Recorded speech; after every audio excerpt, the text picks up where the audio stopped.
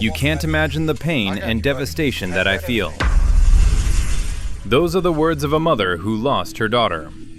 Bianca Rener, 29 years old, mother of 2 young girls, was found beside an abandoned house in Blytheville, Arkansas. The body was so savagely attacked, it was unrecognizable. But there's one strange detail. A small puzzle piece stuck to the victim's stomach. This seemingly insignificant clue will lead police to a level 4 sex offender who's fleeing supervision. And when the killer agrees to tell his story on camera, what he reveals will send chills down the entire investigative team's spine. Where will this puzzle piece lead them? And why did a sex offender target this young mother? Morning of June 20th, 2018, in Blytheville, Arkansas. A crew of utility workers is conducting routine inspection work on West Cherry Street. They pass through the 2000 block area, an area with abandoned houses, a place locals usually avoid.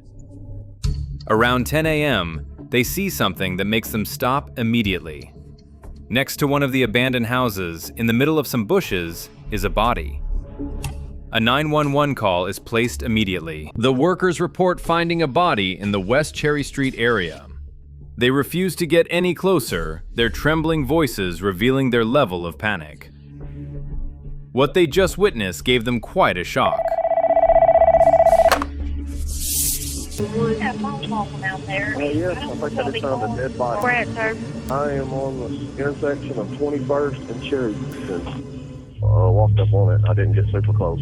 Can you tell anything? Is it a male or a female? No, I didn't get that close.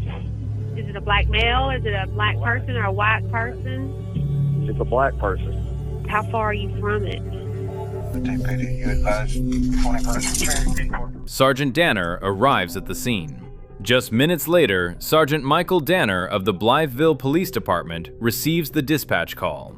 When he hears the word body, he knows this isn't a routine call. He immediately activates his body camera, turns on his lights and siren, then speeds toward the scene. Arriving at the location, he meets the workers waiting, still pale. They point toward the bushes near the abandoned house, where the body is lying. Sergeant Danner moves forward. The distinctive stench of a dead body has already started spreading through the air. It's an unmistakable smell, a smell any police officer recognizes immediately. He immediately calls over the radio, requesting the detective division come to the scene. Inside the bushes, he observes the body of a black woman. From the state of decomposition, he estimates she's been dead for several days. The stench is so heavy he can feel it seeping into his skin. He returns to the workers, trying to reassure them. They're still confused, appearing very shocked by what they just witnessed. From this natural reaction, Sergeant Danner determines they're not involved in the incident. Additional police force quickly arrives at the scene. They begin pulling crime scene tape, isolating the area to preserve evidence. Detectives move in, preparing for a meticulous examination. Yes, this is not pleasant. Not pleasant. The detectives begin examining the scene. From the very first look, they know this won't be a simple case. The scene before them is far from pleasant. The body lies beside an abandoned house on West Cherry Street. This is a familiar location in the area, a place where drug addicts often come to hide out and use drugs. Because of this, it's important to check inside the house. There could be additional victims, or even the suspect still hiding inside. Could this abandoned house be hiding secrets? And is this the actual crime scene? Search inside. The officers draw their weapons, preparing for any scenario. They don't know what they'll encounter inside. They form up in tactical formation, a single file, with the lead going first, others following close behind. They enter step by step, checking every corner, every room. Inside the house, trash is scattered everywhere. There are signs that someone was here recently, very recently. They search for any traces, red stains, weapons, anything that could be connected to the case. And they find an orthopedic wrist brace, the type of medical device someone with a wrist injury would use. The detectives believe it could belong to the suspect and decide to collect it as evidence. But they still haven't found any clear signs that this is the crime scene. No large stains, no signs of a major struggle. It's possible the victim was killed somewhere else, then the body was brought here to be dumped. The critical evidence. The puzzle piece. When forensic experts examine the body more closely, they discover a strange detail. A detail that could completely change the direction of the investigation. Stuck to the victim's stomach area is a small puzzle piece. This isn't something someone would carry on their person. It had to come from a specific place. A place with a jigsaw puzzle set. And if they can find where this puzzle is, they may have found the actual crime scene. This is the critical clue they need. About Bianca. She's writing a statement about Bianca, about maybe what she was wearing, anything like that. See, right at this point, we're trying to eliminate everything. Yeah, dress. Yeah. A dress, like a A black dress? and dress. Was it striped or Stripe. striped? Yeah. Black and pink dress? Yeah. She told me she going to Miss Payne's shop and she'll be right back. But if it's her name Bianca Rener. Rainer, Bianca The Rener. body was so savagely attacked, it couldn't be identified by the naked eye.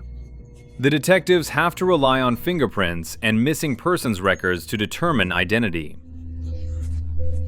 The victim is Bianca Rener, 29 years old, an African-American woman living in Blytheville.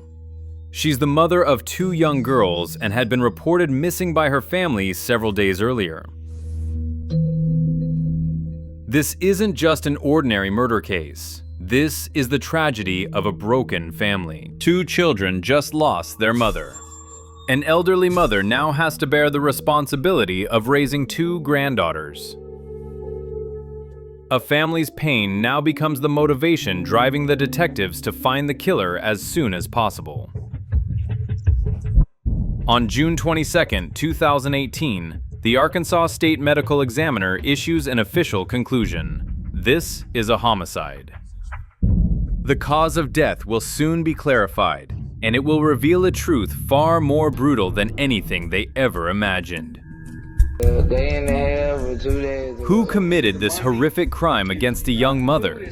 Where will the puzzle piece clue lead police? I met her or whatever, and she said she ain't had nowhere to go, so I let her stay at my house. All her clothes still at my house right now. Were you involved with her sexually? No, Not we at was all? just friends. Never had a sexual relationship? Never had a sexual relationship with her. I was just.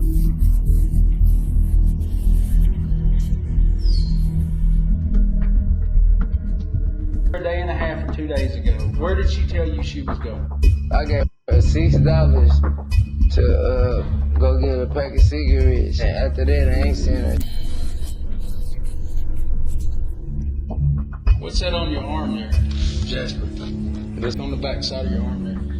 I cut yards, and I was trying to fix my wheel on my lawnmower or whatever. You scraped your arm up? Nah, burnt. Have anything to do with the situation? Come on, anything, because she was closer to me than anybody, you know what I'm saying? You are aware of what DNA is and all that, right? Yeah. You don't have a problem with giving us a sample today for DNA? You can do that. Remember which one? Did you write the number? Your first name, Jasper. Have you ever hurt a family member? This is about to begin. Please remain still with your feet flat on the floor, facing forward. Kill that woman. You help plan or participate in the killing of that woman. Jasper, I've scored the charts. I've looked at everything. It's obvious you're not being honest with me about your involvement with her death. Man, this test is not right. It's not right. What questions did I fail? You failed all of them. You failed the test. You lied. You're caught. You killed her. Now, here's the thing. Yes. I'm saying you killed her. On my kids, I didn't. Don't put anything on your kids. Don't do that. Oh my God, man, y'all finna charge me with a murder. Now, let me tell you this. Looking at how she was, I mean, you felt bad about what you did. It was obvious. I swear to I God. don't think it was on purpose. But I'm telling you, I don't think it was on purpose. Sir, I didn't kill her. There's one or two things happened here. Okay? You're a cold-blooded killer. It needs to be locked up. And the key thrown away. Made a mistake. I didn't kill her. We met about a month ago. When she was one of my employees' friends, and she came over to his house. I met her over there. What kind of relationship did you and her have? Friends and stuff. She's kind of wild, and stuff, free spirited. But We're being told that you and her went out of town last week together. I got a business in Mississippi too. She rode with you down there. How long were you out in Mississippi? 4 days. Yeah, our trip got cut. We stayed at a resort where I do my work at on the beach. Between y'all? We had a good time. No, I mean, Sexually? Oh. When was the last time that you saw her? Last time I saw her when I dropped her off from when we got back from Mississippi, probably like 10, 11 o'clock at night Monday. It might have been Tuesday, I'm not sure. Oh, it's been a while. Mind today if I took a sample of your DNA? No problem. Just to make sure. We did. The detectives begin a comprehensive investigation. They interview Bianca's family, friends, searching for any information about the people she contacted before going missing. During the investigation, one name surfaces: Harold Bennett. Harold Bennett, 43 years old, from Walnut Ridge. When police check his background, they discover shocking information. Okay, you called it in last night. You called in the door was kicked in over there. Yeah. Hand brace, correct? Yes, sir. And then you left it in the house when you moved. Why was your hand brace in the house where the girl was found? The other house over there. The other house where I moved. I don't know how your wrist brace gets in this house. And you're over there looking for your wrist brace, Ricky. It don't make any sense. You've been in prison before. We know that. And it was for rape, correct? Is there any reason why your DNA will come back on this girl? Sure. Will you submit to a polygraph? Yes, sir. I'm not gonna lie to you. Right now, I'm looking at you as a suspect, man. Detectives collect a DNA sample from Ricky and then set him up for the polygraph test. Ricky, so you know why we're here, right? Detective Simpkins questions Ricky about Bianca's murder. Did you kill that woman? For sure, who killed that woman? Ricky, I scored the polygraph charts. I think you were there, and I think you know who done this. I even believe you took part in it. And Brace was in the house. Right now is the opportunity. Right now is the time that you need to start coming clean. What happened? Girl is dead. There's 2 children without a mother tonight. Be honest with me about what happened so I can tell her family what happened. Tell me what went on. There's one or two you killed her out of just cold blood. You're a sex offender, needs to be thrown in jail. Or this was an accident, something that went wrong. You felt bad, that's why you called. Tell me, Ricky, tell me what happened to her, so I can tell her family. Harold is a registered sex offender, specifically a level 4 sex offender, the highest danger level in the classification system. And more importantly, he's an absconder, someone fleeing supervision. Harold moved from Walnut Ridge to Blytheville, but didn't report to authorities as the law requires. This means Harold is deliberately hiding himself, and a sex offender evading the law now becomes the primary suspect in a murder case. No, I don't. You don't have no form of ID? No, because when I was on the train here, my wallet was took out of my bag while I was sleeping. What's your date of birth? 7/21/1995. 95? 95? Do you have any issues with us walking around back here to your house and talking? The mess the house is in. When they conduct a search of the house where Harold is staying, they find what they're looking for. A jigsaw puzzle set missing exactly one piece. To the police station with us and talking to us? Well, I want to sit down and talk to you slowly, okay? You're not under arrest. I'm going to put you in some cuffs for safety reasons, okay? The puzzle piece from the body matches perfectly with the puzzle in Harold Bennett's house. This is the critical physical evidence. Bianca was murdered right in this house, and then the body was carried outside to be dumped. Now they have the crime scene. They have the suspect, but they need a confession to complete the case. Arresting Harold Bennett. Okay? Just until I figure out who you are. Get a transport unit over here. Dog, my bad, brother. I'm well to Harold, though. You're Harold Bennett. Why would you lie to me and tell me that you're not Harold Bennett? Because I have 8 warrants in Arkansas. I believe was raped across the street from your house. I didn't do that. Listen, you won't talk. I wasn't even here then. You lie to us about who you are. At this point, I suspect that you did something to the girl. No, I did. God's honest truth, I did. I'm not lying either. Okay. Well, we're going to... June 22nd, 2018. Just 2 days after discovering the body, Harold Bennett is arrested. This week. Initially, he's arrested on a different charge, as an absconder fleeing supervision. But when brought to the station, Lieutenant Frazier of the Blytheville Police Department begins interrogating Harold about Bianca Rener's murder. No reason at all. In the interrogation room, Harold initially denies any involvement, but the detectives have solid evidence. They have the puzzle piece, they have the crime scene, and they know Harold is lying. I don't care. Under pressure, Harold finally confesses part of the truth. He admits to meeting Bianca the night before she went missing. He says he paid Bianca for sex. I didn't kill anybody. But that's only the beginning of the story. The detectives know there's much more Harold is hiding. You didn't have sex with her and her DNA comes back on you, Harold. That's going to look bad, man, and I'm not going to believe you if I ever talk to you. Yes, I had sex with her. And yes, I paid her $50 because she said that's what her price is. I had trouble maintaining everything, so we didn't have sex probably more than 5 minutes, and it was over with. Did that make you mad? No, it don't make me mad. But I didn't kill nobody, sir. Well, I swear to God I didn't. I do know this. You're going to lie to me, Harold. That's just human nature. If I killed somebody, I wouldn't want to. And because I'm a cop, because I'm going to charge you regardless. I'm going to be honest with you. If you hold on to that, that will you up for the rest of your pain of what you did to that girl. I didn't know. That woman had 2 baby girls. 2 baby girls. That will never see your mama again. I did not kill her, sir. Special interrogation tactic, Detective Jason Simpkins takes over the case. He has a special tactic. Instead of forcing, he lets Harold tell his own story.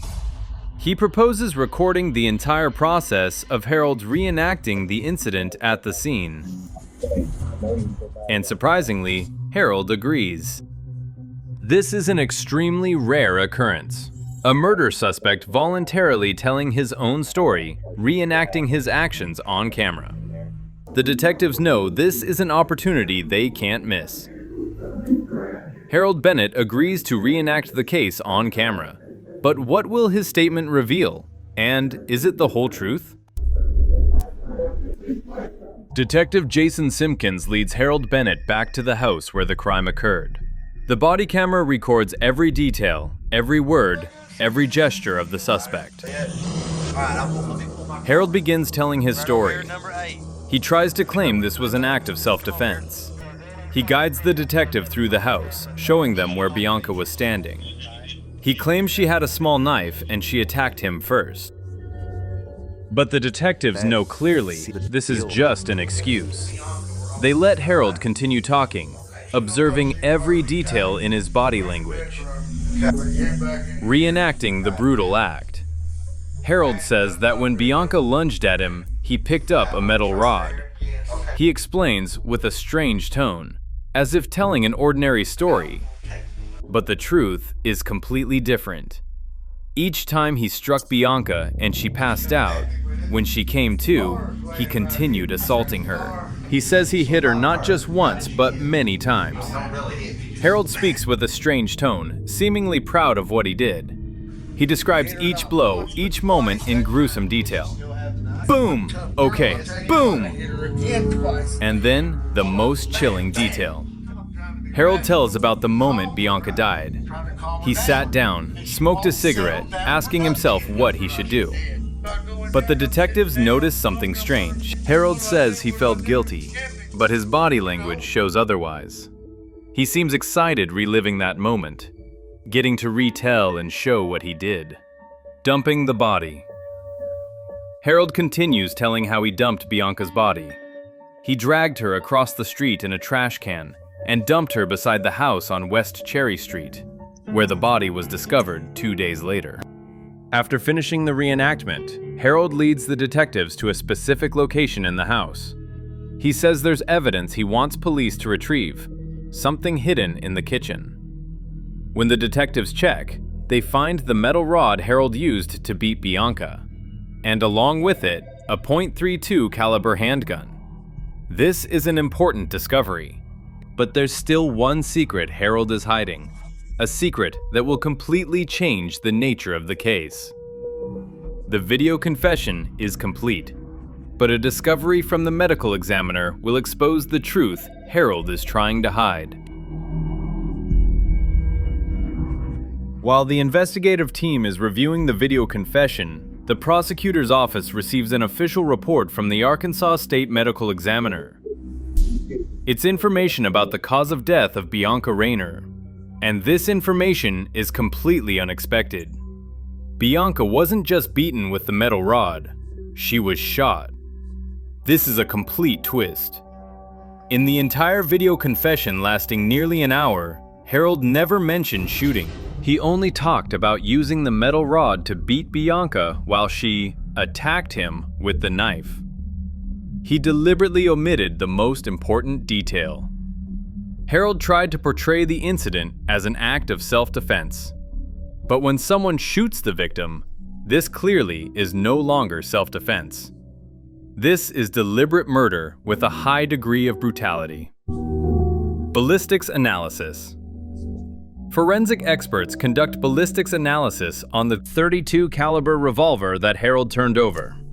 The results confirm the bullet found in Bianca's body was fired from this gun. Harold Bennett isn't just the person who assaulted Bianca. He's the one who cold-bloodedly shot her, then tried to cover up the truth with a fake self-defense story. With the physical evidence, the video confession, the autopsy results, the ballistics report, and the gun, the case is complete. On July 10th, 2018, Harold Bennett is officially charged with first-degree murder. Over a year later, in August 2019, the trial takes place in Mississippi County, Arkansas. A jury of 6 men and 6 women hears all the evidence. Deputy prosecutors Curtis Walker and Gina Knight present the case with complete evidence. Harold's video confession, the puzzle piece matching the puzzle in his house, the metal rod with the victim's traces, .32 caliber gun and ballistics report, the autopsy results. The jury doesn't take long to reach a verdict. Harold Bennett is found guilty of first-degree murder. The sentence. The jury recommends the sentence, life in prison at the Arkansas Department of Correction. In addition, for using a firearm during the commission of the crime, Harold receives an additional 15 years. Firearm in hand. Judge Cindy Thayer accepts the jury's recommendation. Harold Bennett, a level 4 sex offender, will spend the rest of his life in prison. Prosecutor Scott Ellington speaks after the trial. I appreciate the hard work of the Blytheville Police Department, as well as the jury's time in hearing the case, considering the facts, and delivering this just verdict. But behind the legal victory is a broken family. Bianca's 2 young daughters, children who now have to grow up without their mother by their side. Bianca's grandmother, who took in the 2 granddaughters, sees her daughter in her grandchildren every single day. They look so much like Bianca, they could be twins. That makes the pain even harder to accept. One of the 2 daughters once told her teacher a touching story. The little girl said she was adopted, And now she has two mothers. One in heaven, that's Mother Bianca, and one here to take care of her. Hope for the future. Bianca's grandmother only hopes that the two granddaughters will grow up with peace in their hearts, that their lives will be happy despite having experienced such tremendous loss. She hopes Bianca's spirit will guide and protect her two daughters. Bianca was someone who always wanted to be loved and to love everyone. She was a devoted mother, trying to build a future for her two daughters. And if she were alive today, no one could know what this family's life would be like. But tragedy struck, and what remains are only memories and pain. The Bianca Rener case is proof of the dedication of law enforcement and the power of forensic evidence. A small puzzle piece, a seemingly insignificant detail, became the critical clue that helped solve the case. In just 2 days, from discovering the body to arresting the suspect, the Blytheville Police Department completed an outstanding investigation. They brought justice for Bianca and her family. But no sentence can erase the pain of a family losing a loved one. No sentence can bring Bianca back to her young daughters. This story is also a reminder about the danger from sex offenders evading supervision. Harold Bennett was a level 4 sex offender, the highest danger level, and he deliberately hid himself by not reporting his address change. The supervision system failed, and Bianca Rener paid with her life. Justice may come late, but when it comes, it carries the power of truth. And the truth, no matter how deeply buried, will ultimately be found. Thank you for watching our video today. If you found this content valuable, don't forget to hit like, share, and subscribe to the channel to continue following our other dramatic cases. And now, goodbye, and see you again.